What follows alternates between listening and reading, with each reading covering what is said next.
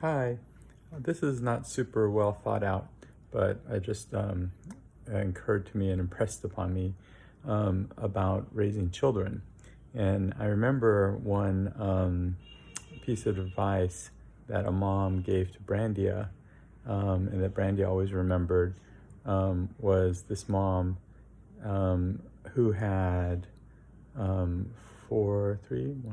three kids, four kids. Um, and they were raised Christian, um, and I guess basically the outcome is one of them is still kind of Christian, and then the other three are definitely not. Um, um, and this mom was saying that her regret was that when her kids were young, that she did not take a cookie jar and put it on the kitchen table or the dining room table and fill it with really good cookies and sweets and candies and put it right there in the middle of the table and tell her children that they could not eat it unless they had permission, and they could only do what they were allowed to do. And but it would be there all the time.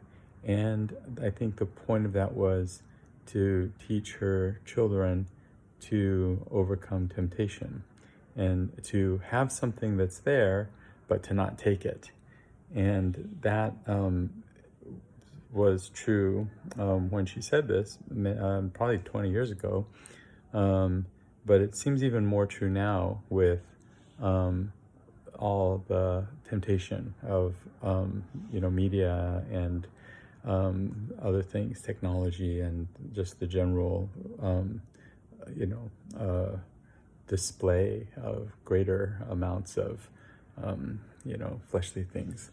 And so maybe that is a helpful thing to do, because with kids, no matter how well they're raised and how well we're raised,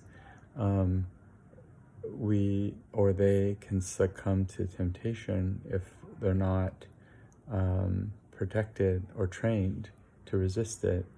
And then sometimes the succumbing to temptation results in wisdom and experience, but sometimes it also can destroy things and result in loss. And if it can be avoided, learning by not falling is better, and learning that self-discipline and the ability to restrain ourselves and to say no. And also, it's a very self-centered world where we think just because we feel something, it must be the ultimate reality. And that's probably the essence of overcoming temptation, is to realize that our feelings, that it's not just because some feeling exists, that doesn't mean that that's truth, or that's what we have to do, and that there is really truth that is higher than feelings. And that helps, I think, with this question of humility, is understanding that we're not the center of everything, and that really God's the center of everything.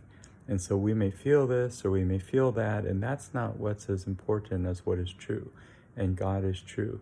And then if we build our lives on God's truth, then we are anchored into this unshakable foundation and rock, and we will stand, and we will have great confidence and peace. Okay.